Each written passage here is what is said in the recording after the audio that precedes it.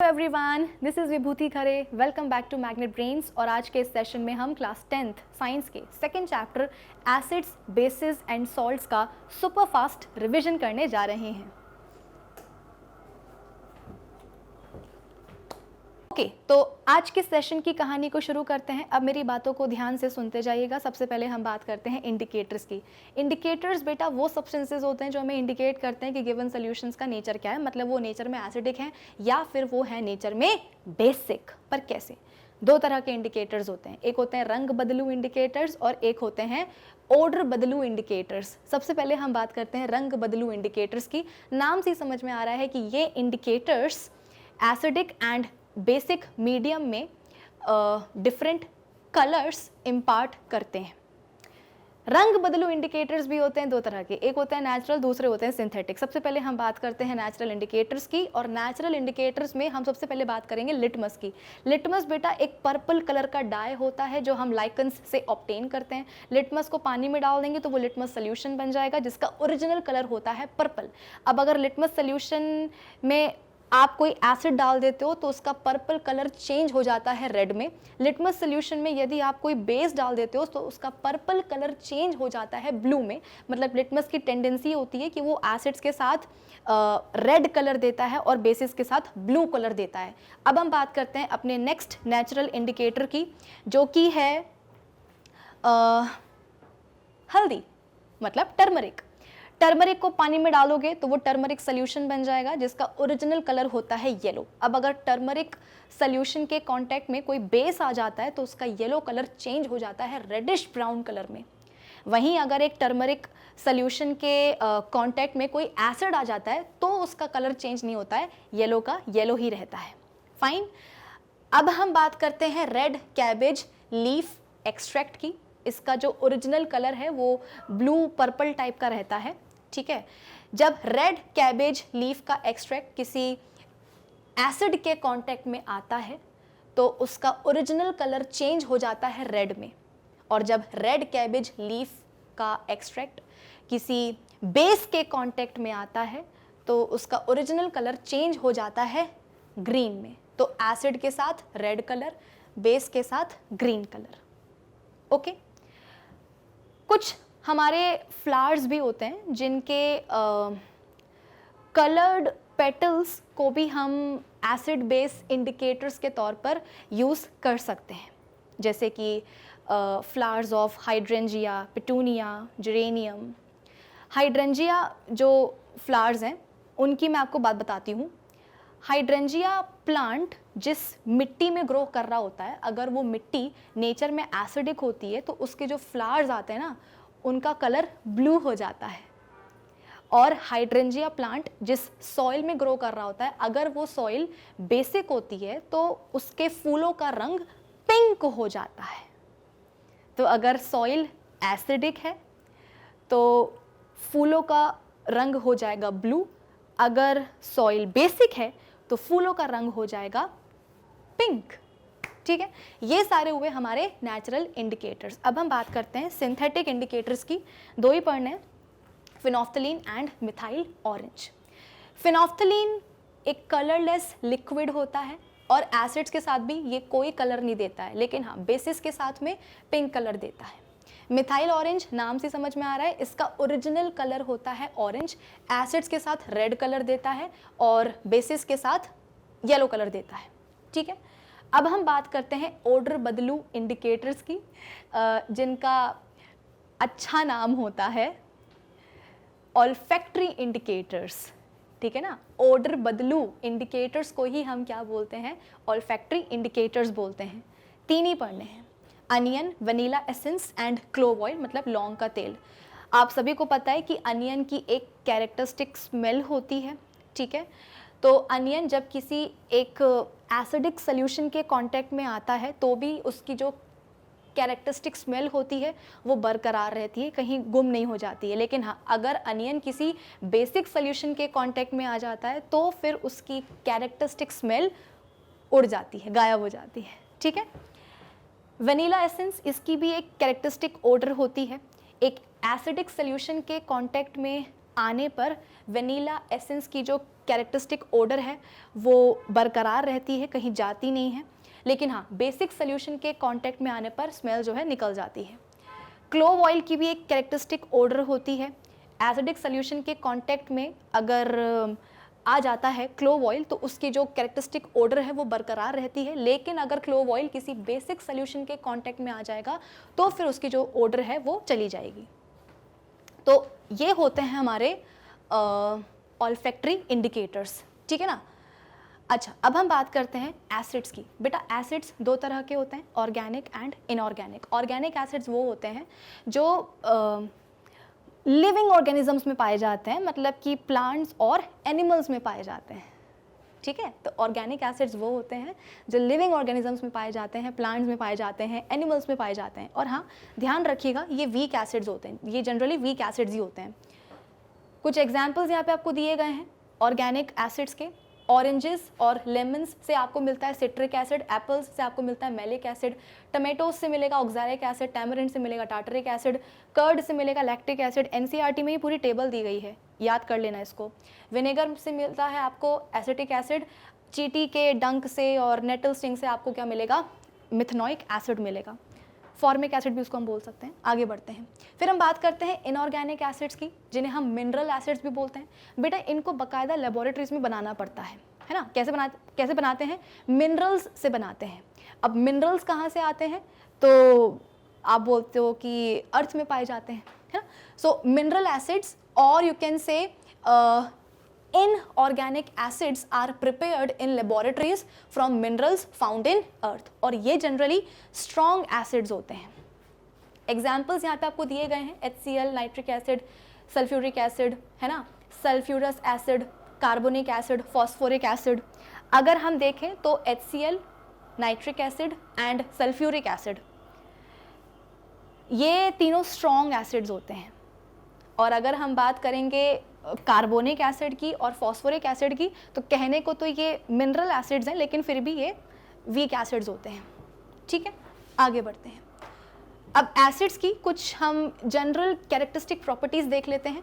Acids test में खट्टे होते हैं, ब्लू लिटमस को रेड में चेंज कर देते हैं, और मोस्ट ऑफ द एसिड्स जो होते हैं वो कोरोसिव होते हैं नेचर में। अगर कपड़े पे गिर जाते हैं तो कपड़ा जल जाता है, स्किन पर अगर गिर जाते हैं हमारे एसिड्स तो स्किन जो है जल जाएगी, ठीक है। फिर इसके बाद में अब हम रिएक्शन देख लेते हैं एसिड्स और मेटल्स के बीच में। एसिड्स और मेटल्स के बीच में हम रिएक्शन देख लेते हैं, ठीक है। एक जनरल रिएक्शन यहाँ पर हम, मतलब एक जनरल केमिकल रिएक्शन हम यहाँ पर लिख देते हैं कि जब एक मेटल एसिड के साथ में रिएक्ट करता है तो मेटल सॉल्ट बनता है और साथ में निकलती है क्या, हाइड्रोजन गैस, जो कि पॉप साउंड के साथ जलती है ना, याद होगा आपको। तो एक जनरल केमिकल रिएक्शन हमने लिख दी कि जब एक मेटल एसिड के साथ में रिएक्ट करेगा तो मेटल सॉल्ट बनेगा और साथ में निकलेगी क्या, हाइड्रोजन गैस।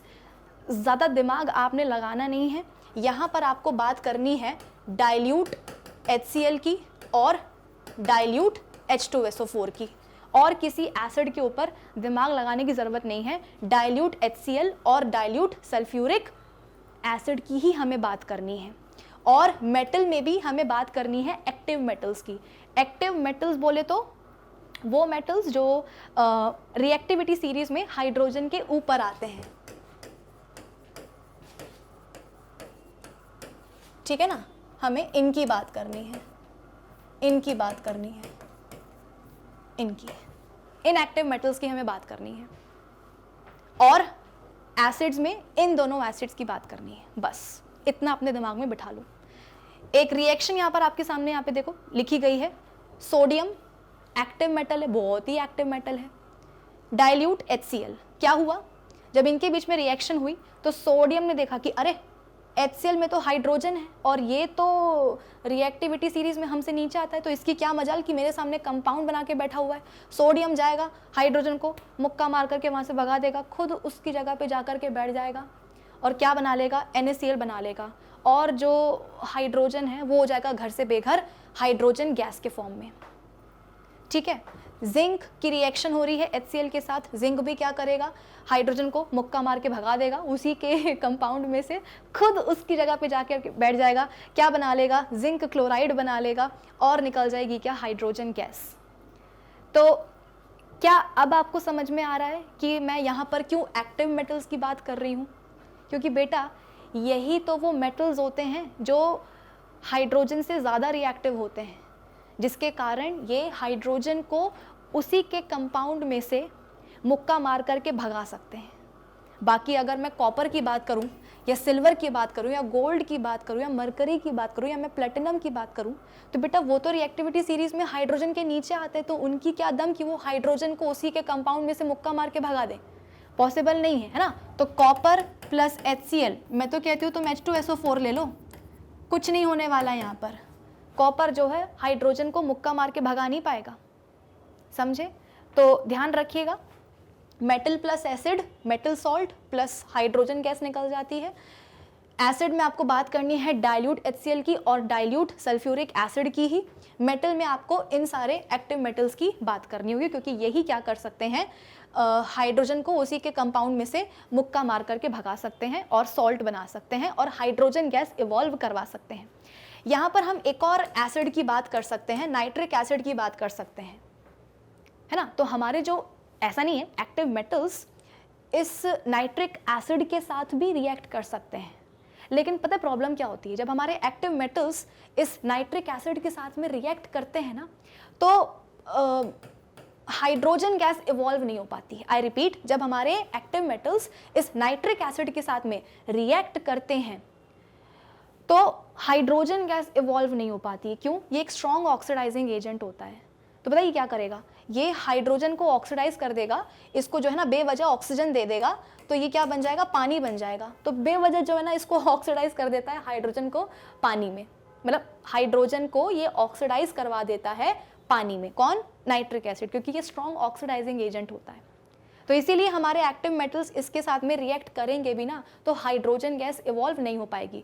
पर दो ऐसे मेटल्स हैं जो इसके साथ भी रिएक्ट करके हाइड्रोजन गैस इवॉल्व करवा ही लेते हैं, और वो दो हैं मैग्नीशियम और मैग्नीज। ठीक है ना। तो मैग्नीशियम और मैग्नीज ये दोनों ऐसे मेटल्स हैं जो very very very very very dilute nitric acid के साथ में रिएक्ट करेंगे तो सॉल्ट बना लेंगे और हाइड्रोजन गैस भी इवॉल्व हो ही जाएगी। ठीक है, चलो आगे बढ़ते हैं। रिएक्शन विद मेटल कार्बोनेट्स या मेटल हाइड्रोजन कार्बोनेट्स, जिन्हें हम बाइकार्बोनेट्स भी बोलते हैं। तो एक जनरल केमिकल रिएक्शन देख लो, जब एक मेटल कार्बोनेट की या मेटल हाइड्रोजन कार्बोनेट की रिएक्शन होती है एसिड के साथ, तो सॉल्ट बनता है, पानी बनता है और ब्रिस्क इफरवेसेंस निकलती है कार्बन डाइऑक्साइड गैस की। एग्जाम्पल देख लो, sodium carbonate plus sulphuric acid, है ना, ये क्या है, मेटल कार्बोनेट है। सोडियम सल्फेट बन जाएगा, सॉल्ट बन जाएगा, पानी बन जाएगा और कार्बन डाइऑक्साइड गैस निकलेगी। ये सोडियम हाइड्रोजन कार्बोनेट है, ये मेटल बाइकार्बोनेट है बेसिकली, है ना। HCl के साथ में एसिड के साथ में रिएक्शन हुई तो NaCl सॉल्ट बन गया, पानी बन गया और कार्बन डाइऑक्साइड गैस निकल गई। इसका टेस्ट हम करते हैं, है ना, वो होता है ना आपका लाइम वाटर, है ना, लाइम वाटर टेस्ट किया जाता है कार्बन डाइऑक्साइड गैस के कन्फर्मेशन के लिए कि लाइम वाटर में हम कार्बन डाइऑक्साइड गैस जो है पास करवा देते हैं। ठीक है, लाइम वाटर में कार्बन डाइऑक्साइड गैस पास करवा देते हैं तो लाइम वाटर मिल्की हो जाता है। क्यों? क्योंकि वहाँ पर आप बोल सकते हो कि कैल्शियम कार्बोनेट जो है बन जाता है।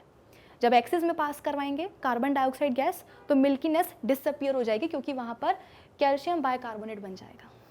ठीक है, नेक्स्ट प्रॉपर्टी देख लो, एसिड और बेस की जब रिएक्शन होती है तो उसको हम न्यूट्रलाइजेशन रिएक्शन बोलते हैं। सॉल्ट बनता है, पानी बनता है, क्या बड़ी बात है इसमें, है ना। HCl प्लस NaOH क्या बन जाएगा, NaCl प्लस पानी। एसिड से आता है H पॉजिटिव आयन, बेस से आता है OH नेगेटिव आयन, ये जुड़ करके क्या बना लेते हैं, पानी। जो बचा वो आपस में जुड़ जाता है, क्या बन जाता है, सॉल्ट बन जाता है। Next, reaction with metallic oxides. बेटा मेटेलिक ऑक्साइड्स जो होते हैं ना, they are basic in nature. इसीलिए जब एक एसिड किसी मेटल ऑक्साइड के साथ रिएक्ट करता है तो सॉल्ट बनता है, पानी बन जाता है। ठीक है ना। कुछ इस तरीके से देख लो, कॉपर ऑक्साइड प्लस HCl। अब ये बंद बोला कि मैम कॉपर ऑक्साइड तो रिएक्शन नहीं हो पाएगी, अरे ये कॉपर ऑक्साइड है, मेटल ऑक्साइड है, ये कॉपर एलिमेंट नहीं है, मेटल नहीं है, ये कॉपर ऑक्साइड है, मेटल ऑक्साइड है, जो कि बेसिक होगा नेचर में। तो जब इसकी रिएक्शन होगी एसिड के साथ में तो आप बोल सकते हो कि सॉल्ट बन जाएगा और पानी बन जाएगा। ठीक है, आगे बढ़ते हैं। अब हमारे जो एसिड्स होते हैं बेटा, वो इलेक्ट्रिसिटी, मतलब एसिड्स के जो हमारे एक्वस सॉल्यूशंस होते हैं, ठीक है ना, वो इलेक्ट्रिसिटी का कंडक्शन करवा देते हैं। क्यों? जैसे कि मैं आपको पहले भी पढ़ा चुकी हूँ कि जो हमारे एसिड्स होते हैं ना, उनके पास हाइड्रोजन एटम्स होते हैं, और जब आप एसिड्स को पानी में डालोगे तो वो H पॉजिटिव आयंस फर्निश करेंगे।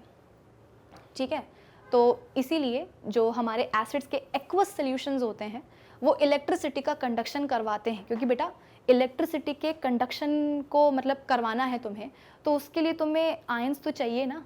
तो जब एसिड्स को हम उनके मतलब पानी में डाल देते हैं तो वो H पॉजिटिव आयंस निकालते हैं, और उन्हीं आयंस के कारण इलेक्ट्रिसिटी का कंडक्शन हो जाता है।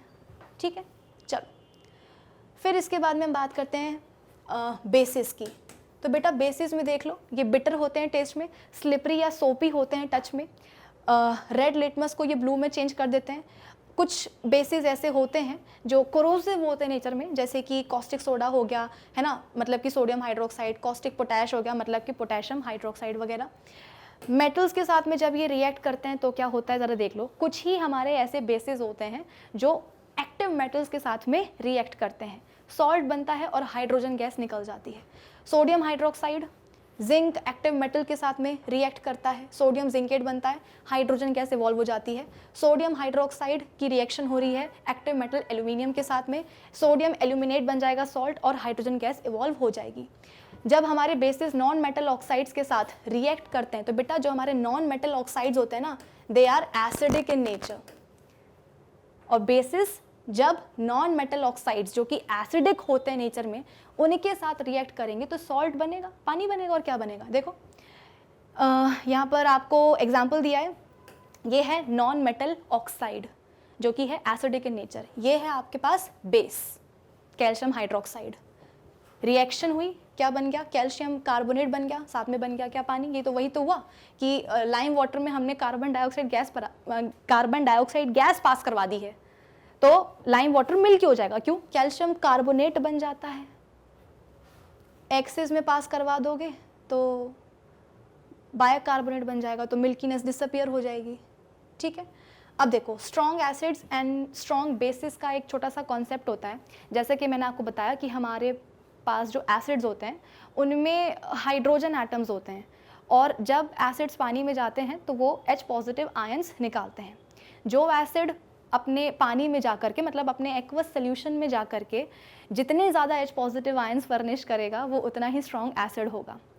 ठीक है, जैसे कि HCl है, HCl के आपने 100 मॉलिक्यूल्स डाल दिए उठा करके पानी में, 100 के 100 HCl मॉलिक्यूल्स टूटेंगे, कैसे, H पॉजिटिव और Cl नेगेटिव आयंस में।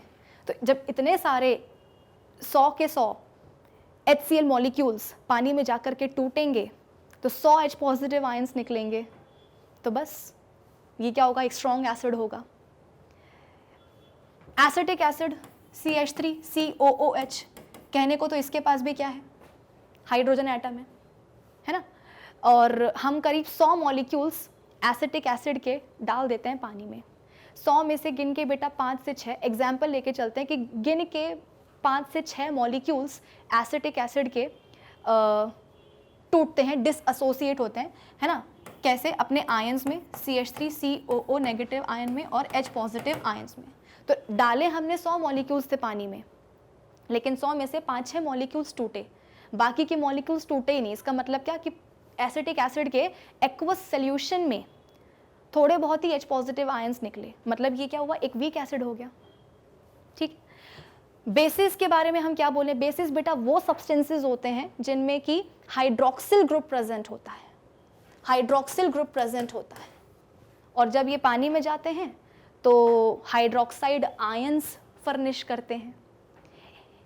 एक बेस जितने ज़्यादा हाइड्रोक्साइड आयंस निकालेगा पानी में जाकर के वो उतना स्ट्रॉन्ग बेस होगा, और एक बेस जो नहीं निकालेगा हाइड्रोक्साइड आयंस पानी में जाकर के भी, वो एकदम घटिया बेस होगा, और क्या।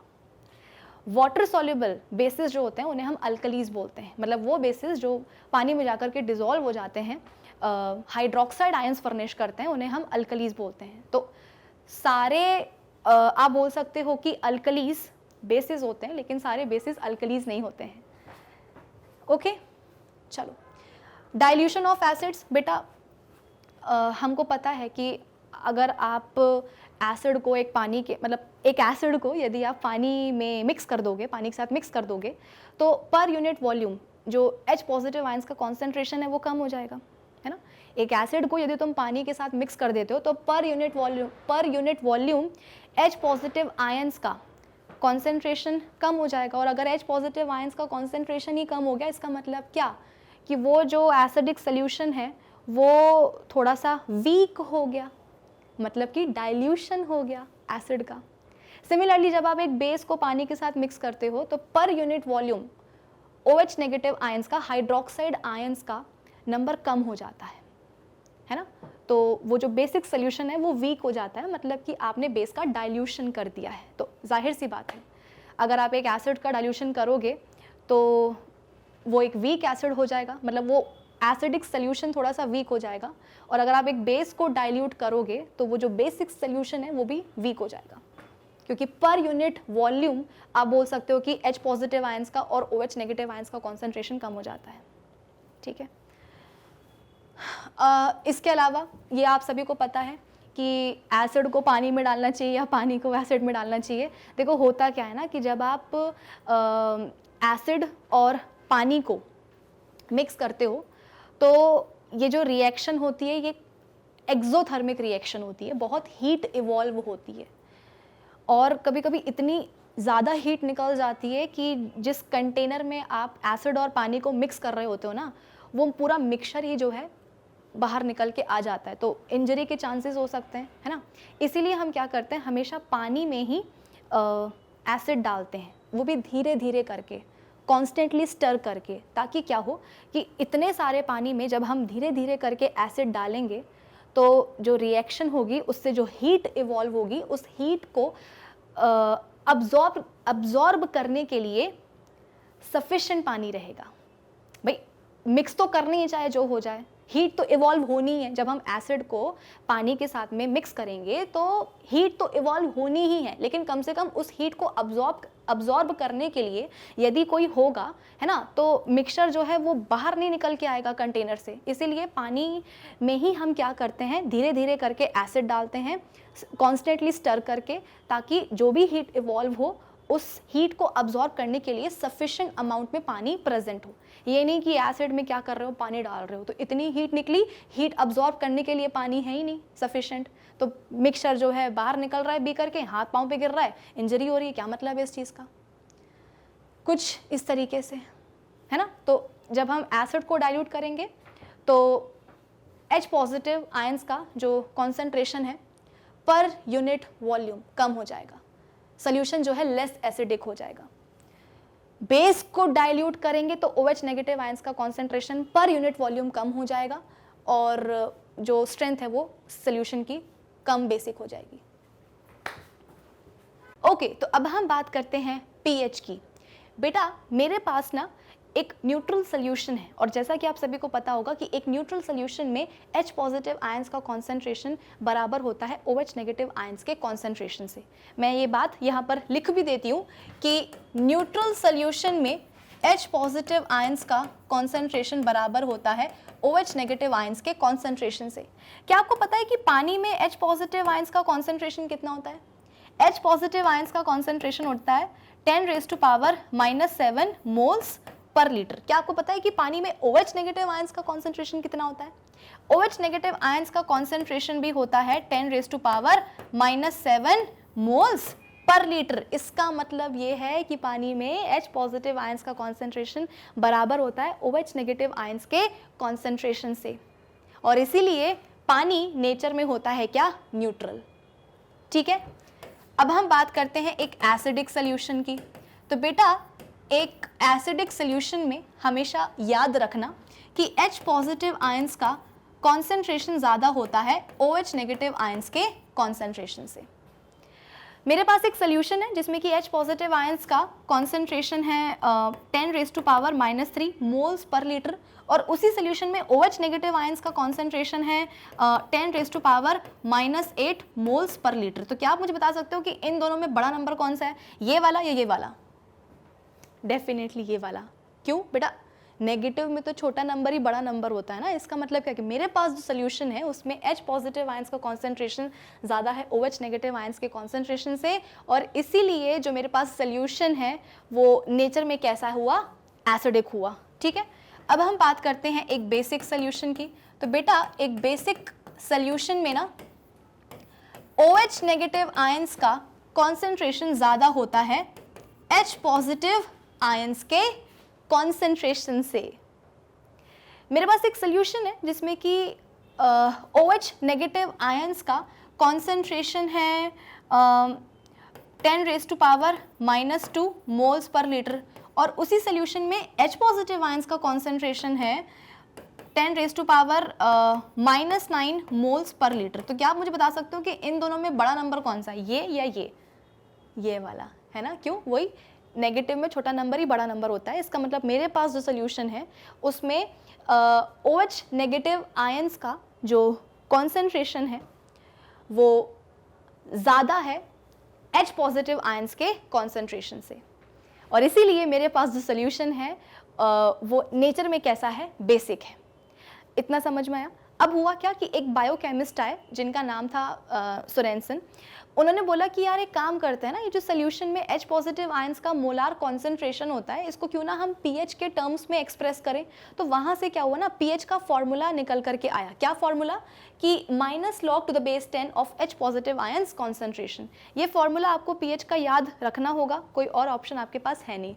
एक काम करते हैं, इसी फॉर्मूला की मदद से हम पानी का pH निकालने की कोशिश करते हैं। आइए, क्या होता है फॉर्मूला?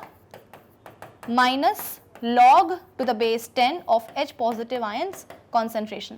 पानी में H पॉजिटिव आयंस का कॉन्सेंट्रेशन कितना होता है? 10⁻⁻7 मोल्स पर लीटर। बस इसको हमें यहाँ रख देना है। क्या आ जाएगा?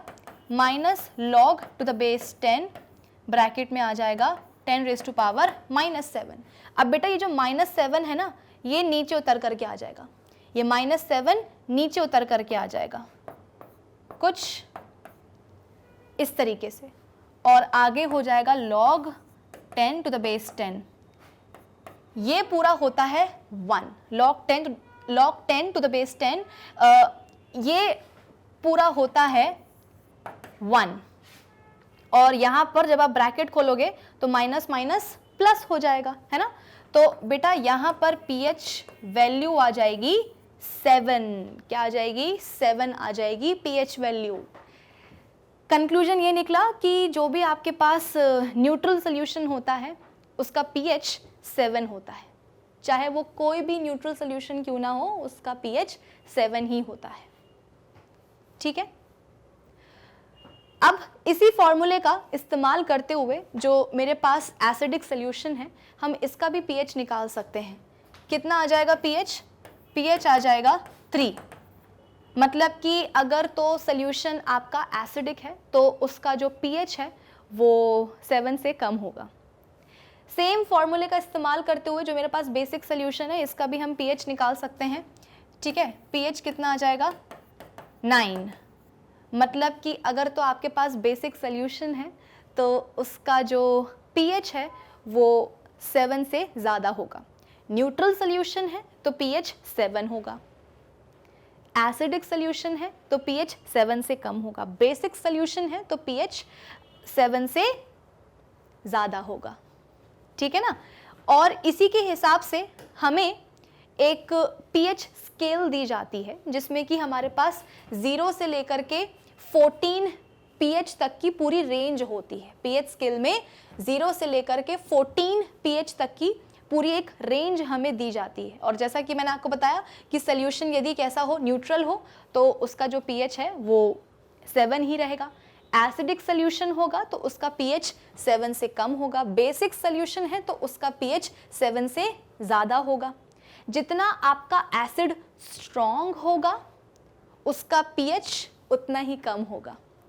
जितना आपका एसिड स्ट्रॉन्ग होगा उसकी पीएच वैल्यू उतनी ही कम होगी, और जितना आपका कोई बेस स्ट्रॉन्ग होगा उसकी पीएच वैल्यू उतनी ही ज़्यादा होगी। जितना आपका एक एसिड स्ट्रॉन्ग होगा उसकी पीएच वैल्यू उतनी ही कम होगी, और जितना आपका एक बेस स्ट्रॉन्ग होगा उसकी पीएच वैल्यू उतनी ही ज़्यादा होगी। होपफुली आप लोगों को ये मेरी सारी बातें समझ में अच्छे से आई होंगी, ठीक है, आ रही होंगी। उसके अलावा इस चैप्टर में मैंने आपको ये भी समझाया है कि पीएच का हमारी एवरीडे लाइफ में क्या रोल होता है ना। एनसीईआरटी में ये एक पूरा टॉपिक है, role of pH in everyday life. तो ये टॉपिक मैंने पढ़ाया हुआ है, इसके ऊपर एक डिटेल्ड लेक्चर जो है मैंने बनाया हुआ है, आप उसको जा कर के डेफिनेटली देख सकते हो। तो आपको पता चल जाएगा कि भैया हमारी ज़िंदगी में, हमारी रोज़मर्रा की ज़िंदगी में पीएच का क्या इम्पॉर्टेंट रोल होता है, ठीक है। लेकिन फ़िलहाल के लिए हम जो है आगे बढ़ते हैं, और अब हम बात करते हैं किसकी, यूनिवर्सल इंडिकेटर की। अब यूनिवर्सल इंडिकेटर क्या होता है? ये बेटा बेसिकली एक मिक्सचर होता है कई सारे इंडिकेटर्स का, जो हमें डिफरेंट पीएच वैल्यूज़ पर डिफरेंट कलर्स देता है। सवाल ये है कि हम यूनिवर्सल इंडिकेटर का इस्तेमाल करते हुए किस तरीके से गिवन सोल्यूशन का पीएच पता कर सकते हैं, वो मैं आपको बताती हूँ। सबसे पहले हम लेते हैं एक पेपर स्ट्रिप और उसको हम कोट करते हैं यूनिवर्सल इंडिकेटर से। हम लेते हैं एक पेपर स्ट्रिप, उसमें हम अच्छे से जो है यूनिवर्सल इंडिकेटर लगा देते हैं, तो फिर वो पेपर स्ट्रिप बन जाती है एक पीएच पेपर। अब उस पीएच पेपर पर हम गिवन सोल्यूशन की कुछ ड्रॉप्स डाल देते हैं। जैसे ही डालते हैं पीएच पेपर पर कुछ कलर एक डेवलप हो जाता है। तो पीएच पेपर पर जो कलर डेवलप हुआ है उसको हम इस स्टैंडर्ड चार्ट के साथ में मैच करा के देखते हैं। सपोज उस पीएच पेपर पर जो कलर डेवलप हुआ है वो है ये वाला, तो समझ जाना कि उस सोल्यूशन का पीएच क्या होगा, 4। आपके पास एक और सोल्यूशन है जिसका पीएच आप पता करना चाहते हो, उस सोल्यूशन की भी आपने कुछ ड्रॉप्स डाल दी हैं दूसरे पीएच पेपर पर। जैसे ही डाली तो पीएच पेपर पर एक कलर डेवलप हुआ जिसको हम मैच करेंगे इस स्टैंडर्ड चार्ट के साथ। तो पीएच पेपर पर सपोज जो कलर डेवलप हुआ है वो है ये वाला, तो समझ जाना कि आपका जो सोल्यूशन है उसका पीएच क्या होगा, 10। तो कुछ इस तरीके से हम यूनिवर्सल इंडिकेटर का इस्तेमाल करते हैं गिवन सोल्यूशन का पीएच पता करने के लिए, नेचर पता करने के लिए कि वो एसिडिक है, बेसिक है या फिर वो है न्यूट्रल। एनीवेज, अब हम बात करते हैं सॉल्ट्स की। बेटा सॉल्ट्स जो होते हैं ना हमारे, वो आयनिक कंपाउंड्स होते हैं जो आयंस के बने होते हैं, कैटायंस के, एनायंस के। एक सॉल्ट में कैटायंस एंड एनायंस कुछ इस तरीके से प्रेजेंट होते हैं कि उस सॉल्ट में टोटल पॉजिटिव चार्ज बराबर हो जाता है टोटल नेगेटिव चार्ज के। तो जो सॉल्ट है वो हो जाता है इलेक्ट्रिकली न्यूट्रल। सॉल्ट में कैटायंस एंड एनायंस कुछ इस तरह से प्रेजेंट होते हैं कि टोटल पॉजिटिव चार्ज बराबर हो जाता है टोटल नेगेटिव चार्ज के। सॉल्ट जो है फिर इलेक्ट्रिकली न्यूट्रल हो जाता है। अब एक काम करते हैं, कुछ तरीके देख लेते हैं जिनकी मदद से हम सॉल्ट्स बना सकते हैं। सबसे फेमस होता है मेथड बाय न्यूट्रलाइजेशन रिएक्शन। आपको पता है ना कि जब एसिड और एक बेस के बीच में रिएक्शन होती है तो सॉल्ट बनता है और साथ में बनता है क्या, पानी। तो बस वही हमें करना है। एसिड लेते हैं HCl, बेस लेते हैं सोडियम हाइड्रोक्साइड, इनके बीच में रिएक्शन हुई NaCl, सॉल्ट बन जाता है, पानी बन जाता है। एसिड लेते हैं नाइट्रिक एसिड और बेस लेते हैं पोटेशियम हाइड्रोक्साइड, रिएक्शन हुई दोनों में, क्या बन गया, पोटेशियम नाइट्रेट, सॉल्ट बन गया और साथ में बन गया क्या, पानी। ठीक है, तो कुछ और भी रिएक्शंस लिखी हुई हैं, आप देख सकते हो। सबसे बढ़िया तरीका तो यही होता है सॉल्ट्स बनाने का, न्यूट्रलाइजेशन रिएक्शन। एक एसिड और एक बेस के बीच में रिएक्शन करवा दो, नमक तो बनना ही है, साथ में बनेगा क्या, पानी। अब देखो बेटा, सॉल्ट्स भी होते हैं 3 तरह के, acidic, basic and neutral salts. यदि जो आपने एसिड लिया है वो स्ट्रॉन्ग है और जो बेस आपने लिया है वो भी क्या है, स्ट्रॉन्ग है, तो जब उनके बीच में रिएक्शन होगी ना तो न्यूट्रल सॉल्ट बनेगा और साथ में बनेगा क्या, पानी। एग्जाम्पल HCl प्लस NaOH क्या बन जाएगा, NaCl प्लस पानी। NaCl क्या होगा, एक न्यूट्रल सॉल्ट होगा। नेक्स्ट, आपका जो एसिड है वो तो स्ट्रॉन्ग है, लेकिन जो बेस आपने लिया है वो वीक है। तो जब रिएक्शन होगी, रिएक्शन तो होगी, सॉल्ट जो बनेगा वो होगा एसिडिक और साथ में बनेगा पानी। एग्जाम्पल HCl स्ट्रॉन्ग एसिड है, अमोनियम हाइड्रोक्साइड बेस तो है लेकिन वीक बेस है, ठीक है। रिएक्शन हुई, अमोनियम क्लोराइड नमक बन गया, लेकिन ये क्या है, एसिडिक सॉल्ट है और साथ में बना पानी। अब दोबारा आपने क्या करा है, एसिड लिया है लेकिन वो वीक एसिड लिया है आपने, कौन सा, एसिटिक एसिड, और बेस भी आपने लिया है लेकिन आपने इस बार बेस स्ट्रॉन्ग लिया है, सपोज सोडियम हाइड्रोक्साइड। तो जब इनके बीच में रिएक्शन होगी तो सॉल्ट तो बनेगा लेकिन वो बेसिक सॉल्ट होगा और साथ में बनेगा क्या, पानी। फिर आपने जो एसिड और बेस लिए हैं इस बार दोनों ही वीक हैं, एसिटिक एसिड और यहाँ पर आप बोल सकते हो कि अमोनियम हाइड्रोक्साइड। नमक बनेगा और आप बोल सकते हो कि पानी भी बनेगा, लेकिन जो नमक बनेगा वो क्या होगा, न्यूट्रल सॉल्ट होगा। तो सॉल्ट्स भी होते हैं तीन तरह के, acidic, basic and neutral. Acid और बेस यदि दोनों स्ट्रॉन्ग हैं या दोनों अगर वीक हैं, एसिड और बेस यदि दोनों स्ट्रॉन्ग हैं या दोनों वीक हैं, तो जो नमक बनेगा वो होगा न्यूट्रल। अगर एसिड स्ट्रॉन्ग है, बेस वीक है, तो जो सॉल्ट बनेगा वो होगा एसिडिक सॉल्ट। अगर एसिड वीक है और बेस स्ट्रॉन्ग है तो वो बनेगा बेसिक सॉल्ट, ठीक है। नेक्स्ट मेथड हम पढ़ते हैं सॉल्ट्स बनाने का, bye action of metals on acids. ये तो हम पढ़ चुके हैं ना कि जब एक मेटल की मतलब रिएक्शन हो जाती है एक एसिड के साथ में तो सॉल्ट बनता है और साथ में निकलती है क्या, हाइड्रोजन गैस, हम सबको पता है। एग्जाम्पल देख लो, जिंक प्लस सल्फ्यूरिक एसिड क्या बन जाएगा, जिंक सल्फेट और हाइड्रोजन गैस इवॉल्व हो जाएगी, है ना। ये क्या है, जिंक सल्फेट, सॉल्ट ही तो है। तो ये भी एक बहुत ही कॉमन मेथड है कि एक एसिड की जो है ना आप रिएक्शन करवा दो मेटल के साथ में, एक्टिव मेटल के साथ में, ठीक है। तो सॉल्ट बन जाएगा और निकलेगी क्या, hydrogen gas. Next, by action of acids on metal carbonates and metal bicarbonates. ये भी हम पढ़ चुके हैं कि अगर एक एसिड की रिएक्शन हो जाती है मेटल कार्बोनेट के साथ या मेटल बायकार्बोनेट के साथ तो भी सॉल्ट बनता है, साथ में बनता है पानी और निकलती है कार्बन डाइऑक्साइड गैस। याद आया, अभी पढ़ाया था। तो कैल्शियम कार्बोनेट है ये, मतलब मेटल कार्बोनेट है। एसिड आपने ले लिया, इनके बीच में रिएक्शन हुई, क्या हुआ, कैल्शियम क्लोराइड बन गया, सॉल्ट बन गया, पानी बन गया, कार्बन डाइऑक्साइड गैस इवॉल्व हो गई। सोडियम हाइड्रोजन कार्बोनेट है, मतलब ये मेटल बायकार्बोनेट है, इसकी रिएक्शन हो रही है एसिड के साथ में, अगेन जो है NaCl सॉल्ट बन जाएगा, पानी बनेगा और निकलेगी carbon dioxide gas. Next, by action of metals on alkalis. एक स्ट्रॉन्ग अल्कली आप बोल सकते हो कि जब किसी एक्टिव मेटल के साथ में रिएक्ट करता है, एक स्ट्रॉन्ग अल्कली जब किसी एक एक्टिव मेटल के साथ में रिएक्ट करता है सॉल्ट बनता है ना, और निकलती है क्या, हाइड्रोजन गैस। ये मैं आपको पढ़ा चुकी हूँ अभी थोड़ी देर पहले कि हमारे कुछ अल्कलीज मतलब कुछ बेसिस हमारे ऐसे होते हैं जो एक्टिव मेटल्स के साथ में रिएक्ट कर जाते हैं और सॉल्ट बनता है और निकलती है हाइड्रोजन गैस। एग्जाम्पल यहाँ पे दिया गया है, सोडियम हाइड्रोक्साइड बहुत ही बेहतरीन अल्कली है, स्ट्रॉन्ग अल्कली है, रिएक्शन हो रही है इसके साथ एक्टिव मेटल जिंक के साथ, है ना, क्या बन जाएगा, सोडियम जिंकेट सॉल्ट और निकलेगी क्या, हाइड्रोजन गैस। तो ये कुछ कॉमन मेथड्स हैं जिनके थ्रू हम सॉल्ट्स बना सकते हैं। अब सबसे पहले हम बात करते हैं कॉमन सॉल्ट की, सोडियम क्लोराइड की, ठीक है।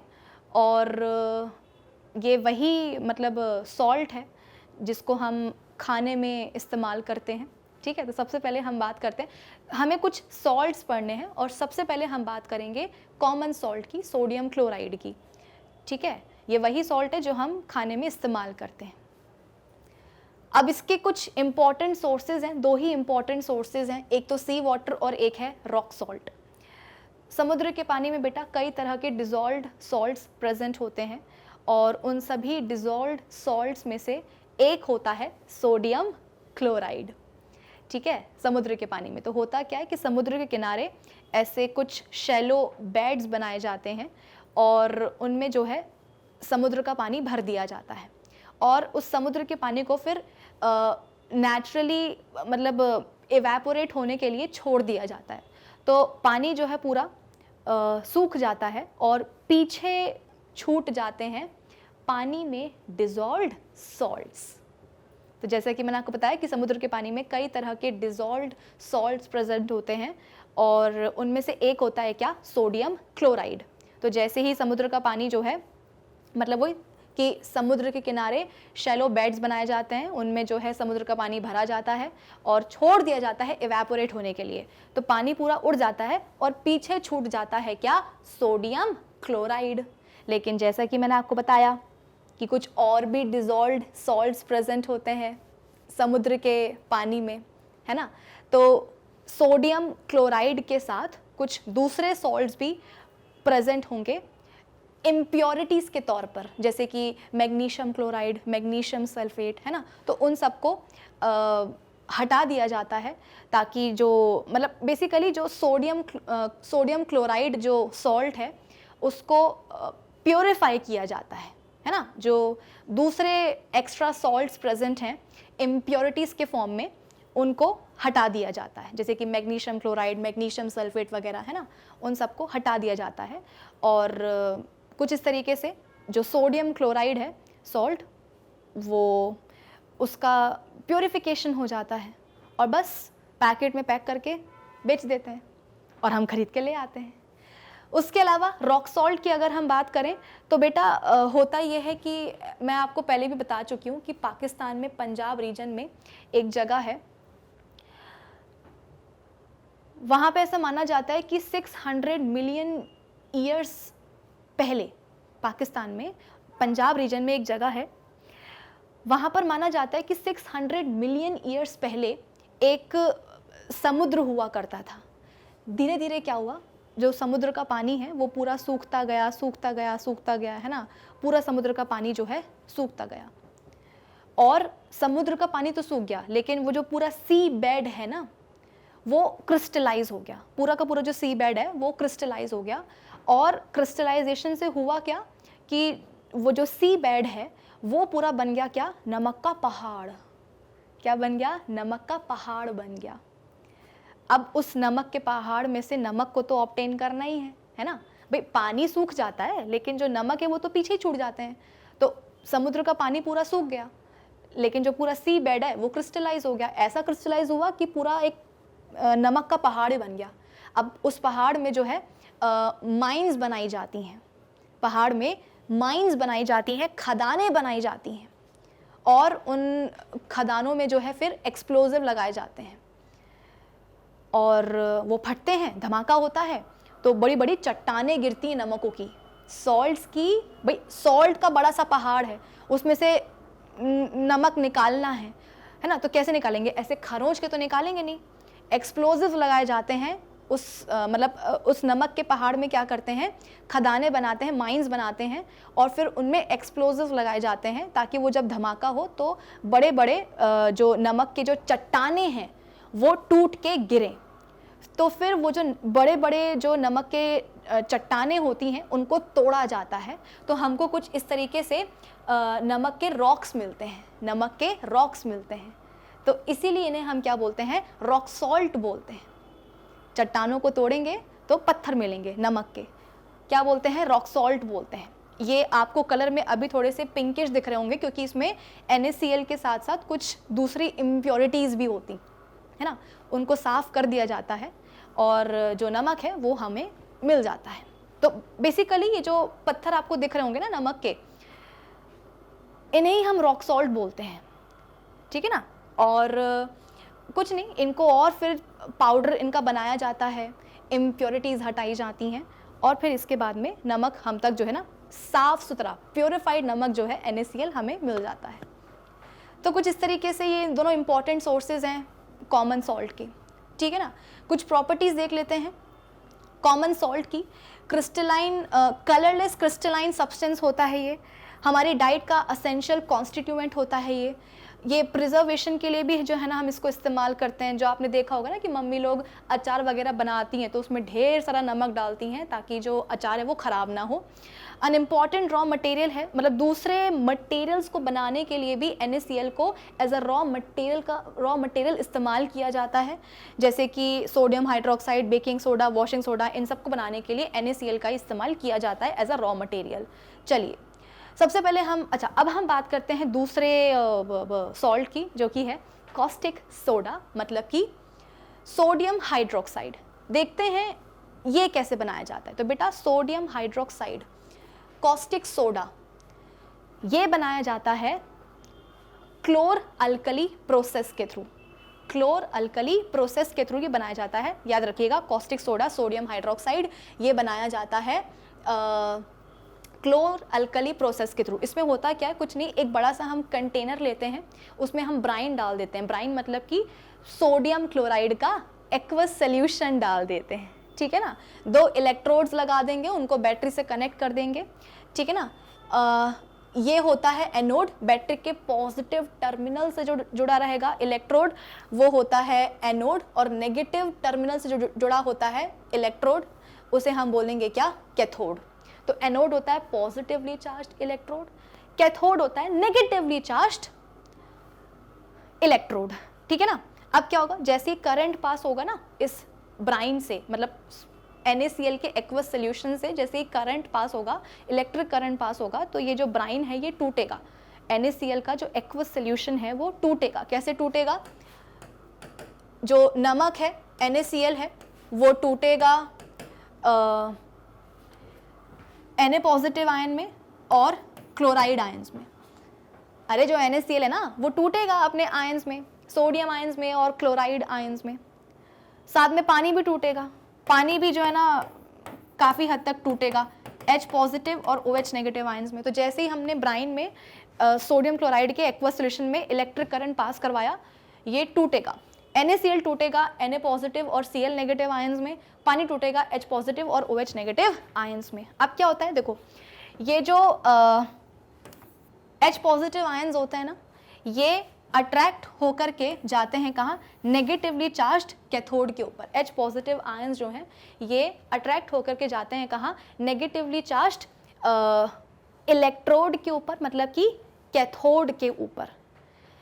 और होता क्या है जा करके वो मैं आपको बता देती हूँ। जैसे कि एक H पॉजिटिव आयन गया है कैथोड के पास अट्रैक्ट होकर के, तो वहाँ पे क्या होगा ना, ये H पॉजिटिव आयन एक इलेक्ट्रॉन जो है गेन कर लेगा और क्या बन जाएगा, ये हाइड्रोजन एटम बन जाएगा। इसी तरीके से दूसरा H पॉजिटिव आयन भी आएगा कैथोड के ऊपर, इलेक्ट्रॉन गेन करेगा और वो भी क्या बन जाएगा, एक हाइड्रोजन एटम बन जाएगा। दोनों एटम्स कंबाइन हो जाएंगे और क्या बना लेंगे, H2 मॉलिक्यूल बना लेंगे। तो कुछ इस तरीके से कैथोड पर क्या होता है, हाइड्रोजन गैस बन जाती है।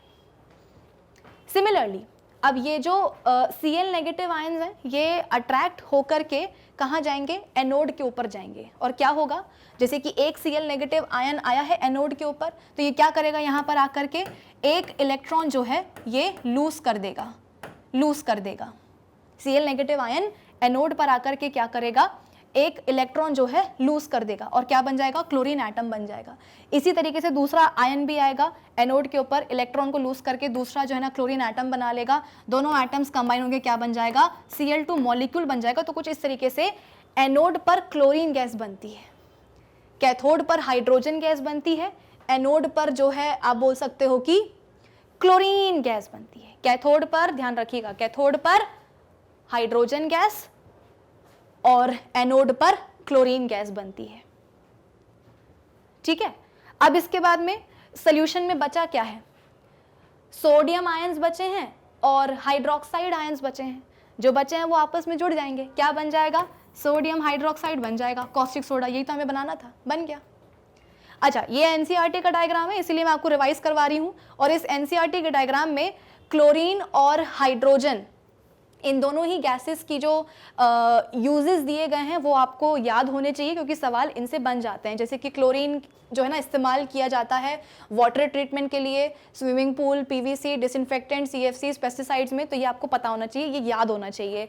हाइड्रोजन का भी इस्तेमाल हम करते हैं फ्यूल्स में, मार्गरीन वगैरह बनाने के लिए। अमोनिया फॉर फर्टिलाइजर्स, मतलब जो हाइड्रोजन है उससे अमोनिया जो है ना हम बनवाते हैं और अमोनिया को हम फर्टिलाइजर्स में इस्तेमाल करते हैं। तो ये एनसीईआरटी का डायग्राम है, ये सब आपको पता होना चाहिए। अच्छा, ये जो ब्राइन निकल रहा है यहाँ से, मतलब ये जो सोडियम हाइड्रोक्साइड जो बन रहा है, सोडियम हाइड्रोक्साइड जो बन रहा है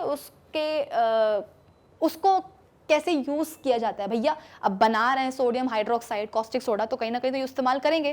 कैसे इस्तेमाल करते हैं? Degreasing metals, soaps and detergents, paper making, artificial fibres, इन सब में सोडियम हाइड्रोक्साइड का इस्तेमाल किया जाता है।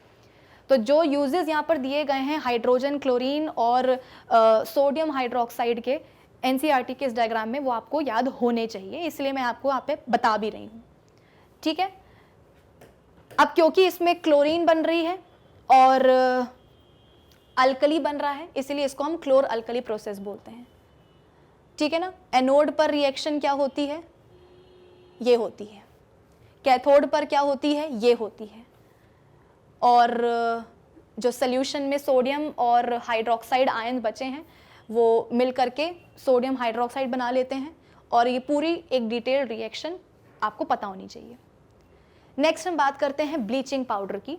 ब्लीचिंग पाउडर बेटा इसका नाम क्या होता है? इसका नाम होता है कैल्शियम ऑक्सीक्लोराइड, फॉर्मूला होता है इसका CaOCl2।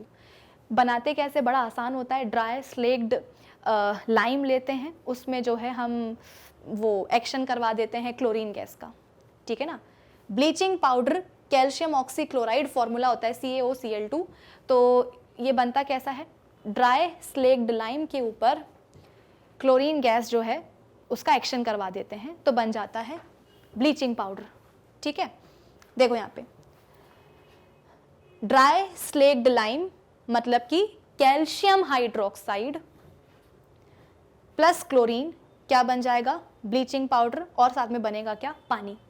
तो क्लोर अल्कली प्रोसेस में जो क्लोरीन बनती है उसी को यहाँ पे इस्तेमाल कर लिया जाता है, कुछ वेस्ट नहीं होने देते हैं हम कि सोडियम हाइड्रोक्साइड बना रहे हैं, उस चक्कर में क्लोरीन बन गई और उसको हमने वेस्ट कर दिया ना। उसको हम यहाँ पर इस्तेमाल कर सकते हैं कि ड्राई स्लेक्ड लाइम के ऊपर है ना एक्शन करवा देंगे क्लोरीन का, तो ब्लीचिंग पाउडर बन जाएगा, साथ में बनेगा क्या? पानी। तो ये रिएक्शन आपको पता होनी चाहिए। आगे बढ़ते हैं, इसकी कुछ प्रॉपर्टीज देख लेते हैं। येलोइश वाइट पाउडर होता है ये।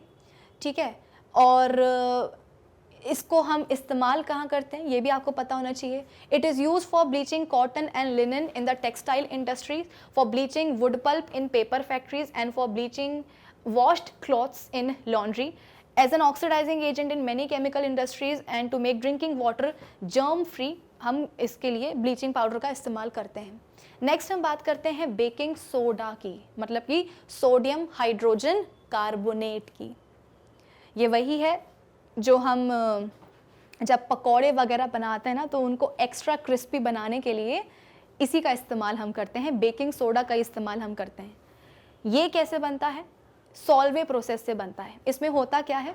वही ब्राइन लेते हैं, उसको हम सैचुरेट करते हैं अमोनिया के साथ, और फिर इसके बाद में उसमें हम रिएक्शन करवा देते हैं कार्बन डाइऑक्साइड की। मतलब ब्राइन लेते हैं हम सोडियम क्लोराइड का, एक्वस सोल्यूशन हम लेते हैं, उसको हम सैचुरेट करते हैं अमोनिया के साथ, और फिर पूरे सोल्यूशन के ऊपर हम कार्बन डाइऑक्साइड की जो है रिएक्शन करवा देते हैं। तो क्या बन जाता है? अमोनियम क्लोराइड बनता है, साथ में बनता है सोडियम हाइड्रोजन कार्बोनेट। रिएक्शन आप देख लो, ये ब्राइन हो जाएगा सोडियम क्लोराइड का एक्वस सोल्यूशन। पहले इसको हमने सैचुरेट किया अमोनिया के साथ, फिर इसके बाद में कार्बन डाइऑक्साइड गैस के साथ क्या हुआ? इसका रिएक्शन हो गया पूरे सोल्यूशन का, क्या बन जाएगा? अमोनियम क्लोराइड और सोडियम हाइड्रोजन कार्बोनेट। ये तो वाटर सॉल्युबल होता है, ये स्पेरेंजियली सॉल्युबल होता है, तो ये सॉलिड के फॉर्म में जो ना ये बाहर निकल आता है सोल्यूशन से। ठीक है, ओके। अब इसके बाद में अगर आप इसको पानी में घोलोगे, सोडियम हाइड्रोजन कार्बोनेट को, मतलब बेकिंग सोडा को अगर आप पानी में घोलोगे तो आपको पता चलेगा कि भैया ये तो बनता है सोडियम हाइड्रोक्साइड से और कार्बोनिक एसिड से। तुमको पता है कि कार्बोनिक एसिड क्या होता है? वीक एसिड होता है, और ये क्या है, स्ट्रॉन्ग बेस है। मतलब ये एक ऐसा सॉल्ट है जो कि वीक एसिड और स्ट्रॉन्ग बेस से बना है। इसका मतलब क्या कि ये एक बेसिक सॉल्ट है। एनसीईआरटी की लाइन है कि ये एक mild non corrosive basic salt होता है ना। बेसिक सॉल्ट तो है लेकिन इतना कोरोसिव नहीं होता है, ठीक है। तो इसको पानी में घोलोगे तो पता चलेगा कि ये कार्बोनिक एसिड और सोडियम हाइड्रोक्साइड से बना है, वीक एसिड स्ट्रॉन्ग बेस से बना है। इसका मतलब ये एक बेसिक सॉल्ट है, non corrosive, mild non corrosive basic salt है। इसीलिए जब पेट में एसिडिटी होती है ना, तो पेट के एसिड को शांत करने के लिए हम क्या करते हैं, 1 ग्लास पानी लेते हैं, उसमें डालते हैं थोड़ा सा बेकिंग सोडा और पी जाते हैं। क्यों? क्योंकि जो बेकिंग सोडा है वो एक mild non corrosive basic salt है, तो ये पेट के एसिड को जा करके न्यूट्रलाइज करता है, शांत कर देता है। अब इसकी एक और प्रॉपर्टी होती है। क्या प्रॉपर्टी होती है कि जब इसको हम हीट करते हैं ना बेटा, तो ये टूटता है। सोडियम हाइड्रोजन कार्बोनेट को जब हम हीट करते हैं तो ये टूटता है। किसमें? सोडियम कार्बोनेट में, पानी में और कार्बन डाइऑक्साइड में। और इसकी इसी प्रॉपर्टी के कारण इसको हम इस्तेमाल करते हैं बेकिंग पर्पस में। जैसे कि हमें ब्रेड बनानी है तो उसके डो में हम क्या कर देंगे, बेकिंग सोडा डाल देंगे। फिर बेकिंग सोडा डाल करके हम उस डो को अवन में रख देते हैं या माइक्रोवेव में रख देते हैं कुक होने के लिए।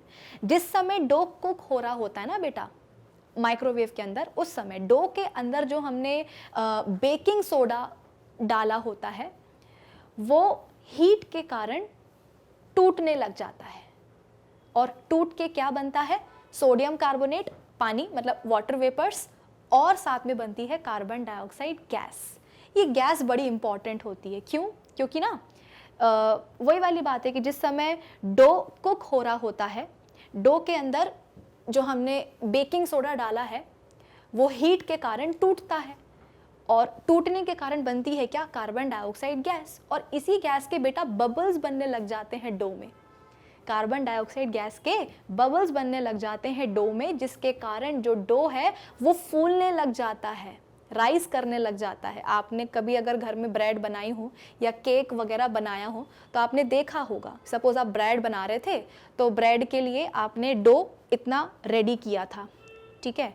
और जब आपने उस डो को बेक करने के लिए रखा माइक्रोवेव के अंदर, तो बेकिंग की प्रोसेस के दौरान अगर आपने नोटिस किया हो तो जो डो है वो फूल के ऐसा हो जाता है। डो आपने इतना रेडी किया था, लेकिन जब वो बेक हो रहा होता है तो जो डो है वो फूल जाता है ना, राइस कर जाता है। क्यों? क्योंकि डो के अंदर आप बोल सकते हो कि कार्बन डाइऑक्साइड गैस के बबल्स बन जाते हैं। अब जो डो है वो कुक हो गया, मतलब ब्रेड बन गई। जब आप ब्रेड को ओवन से या माइक्रोवेव से बाहर निकालोगे तो वो जो कार्बन डाइऑक्साइड गैस के जो बबल्स थे, उन बबल्स में से जाहिर सी बात है जो कार्बन डाइऑक्साइड है वो तो बाहर निकल करके भाग जाएगी, लेकिन बबल्स वैसे के वैसे बने रहेंगे, जिसके कारण जो आपकी ब्रेड है वो सॉफ्ट, स्पंजी और फ्लफी बन जाती है।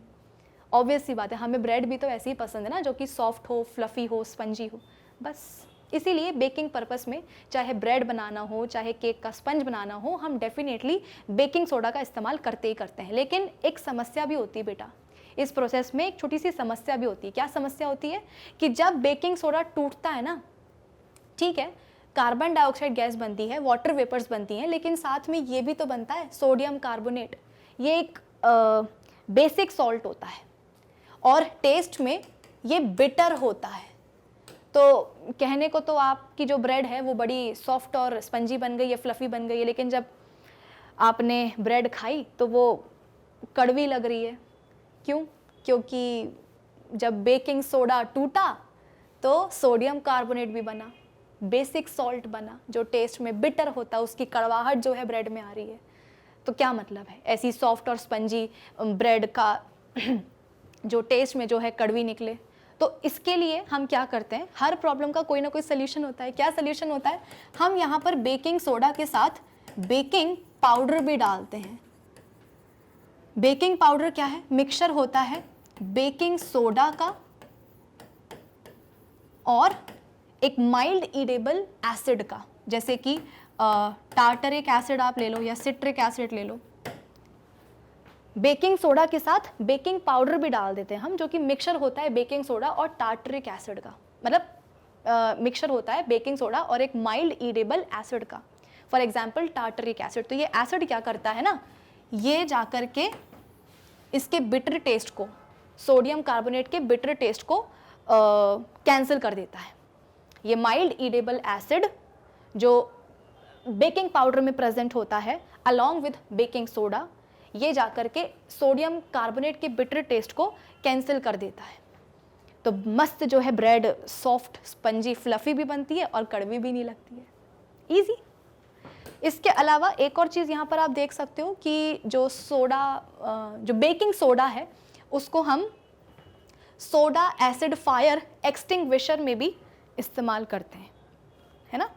सोडा एसिड फायर एक्सटिंग्विशर में भी इस्तेमाल करते हैं। कैसे करते हैं डिटेल में मैंने वीडियो बना के रखा हुआ है, आप उसको जाकर के देख सकते हो। बेटा रिवीजन है तो जाहिर सी बात है हर टॉपिक को हम एकदम डिटेल में जाकर के तो नहीं पढ़ सकते हैं, लेकिन हाँ काफ़ी कुछ चीज़ें तो हम कवर करते हुए चल ही रहे हैं, आपको मतलब दिख ही रहा होगा। एनीवेज, तो बस ये एक वाइट क्रिस्टलाइन सॉलिड होता है। कॉमनली जो है ना इसको हम इस्तेमाल करते हैं किचन में टेस्टी क्रिस्पी पकौड़े बनाने के लिए, है ना। और कभी कभी हमें कुकिंग जल्दी भी करनी होती, जैसे कि छोलों को हमें जल्दी पकाना है, तो उसके लिए हम क्या करते हैं, छोलों को जब उबालते समय थोड़ा सा बेकिंग सोडा डाल देते हैं तो छोले जो है जल्दी पक जाते हैं, है ना। तो फास्ट कुकिंग के लिए भी कभी कभी हम बेकिंग सोडा का इस्तेमाल कर लेते हैं। ये सब हो गया है। अच्छा, अब हम बात करते हैं अपने नेक्स्ट सॉल्ट की, जो कि है washing soda. Sodium carbonate Na2,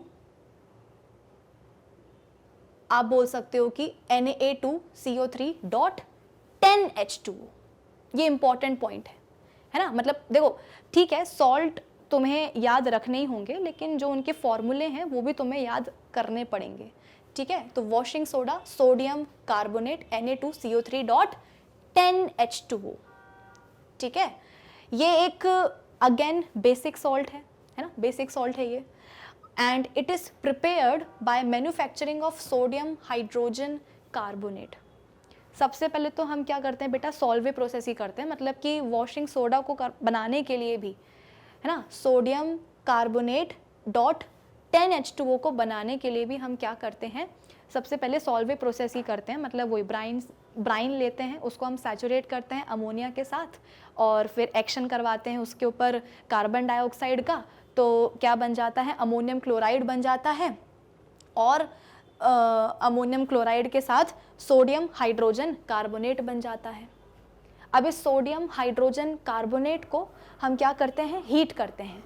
heat करते हैं तो बेटा आप देख सकते हो, हीट करेंगे तो ये टूटेगा सोडियम कार्बोनेट में, वाटर वेपर्स में और कार्बन डाइऑक्साइड गैस में। इन दोनों को जाने दो, हमें इनसे मतलब नहीं है, हमें सोडियम कार्बोनेट से मतलब है। बेटा ये यहाँ पर ना जब हम सोडियम हाइड्रोजन कार्बोनेट को हीट करते हैं तो जो ये टूटता है ना सोडियम कार्बोनेट में, बेटा ये सोडियम कार्बोनेट अनहाइड्रस होता है, इसमें पानी नहीं होता है। अनहाइड्रस मतलब क्या, पानी नहीं होता है। तो अनहाइड्रस सोडियम कार्बोनेट हमें मिलता है, इसको हम सोडा ऐश भी बोलते हैं, सोडा ऐश भी बोलते हैं, ठीक है। तो सॉल्वे प्रोसेस हमने करी, सोडियम हाइड्रोजन कार्बोनेट हमने बना लिया, उसको हीट करा, वो टूटा, हमको अनहाइड्रस सोडियम कार्बोनेट मिल गया, इसको हम सोडा ऐश भी बोलते हैं। अब क्या करेंगे, इसको हम पानी में डिसॉल्व कर देंगे, इसको हम पानी में जो है डिसॉल्व कर देंगे, जिसको हम क्या बोलते हैं, रिक्रिस्टलाइजेशन बोलते हैं। तो इसमें जो है पानी आकर के ऐड हो जाएगा, तो ये क्या बन जाएगा, Na2CO3.10H2O बन जाएगा। तो इतना तो हमने बना ही लिया था, अनहाइड्रस सोडियम कार्बोनेट जिसको हम सोडा ऐश बोलते हैं। अब इसको हम क्या करेंगे, पानी में घोल देंगे, इसको हम रिक्रिस्टलाइजेशन बोलते हैं। तो इसमें जो है पानी आकर के ऐड हो जाएगा, वाकई में वही होता है, तो Na2CO3.10H2O बन जाता है, ठीक है। इसके अब हम यूजेस देख लेते हैं। सोडियम कार्बोनेट, बेटा ये NCERT वाले यूजेस हैं, आप कोई दूसरे यूजेस याद करो ना करो, NCERT में जो दिए गए हैं उनको तो आपको याद करना ही होगा, वो मस्ट हैं।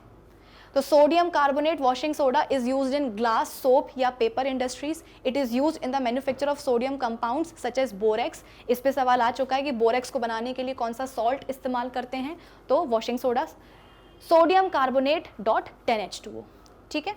Sodium carbonate can be used as a cleaning agent for domestic purposes, कपड़े धोने के लिए। It is use for removing permanent hardness of water, ठीक है, कुछ इस तरीके से।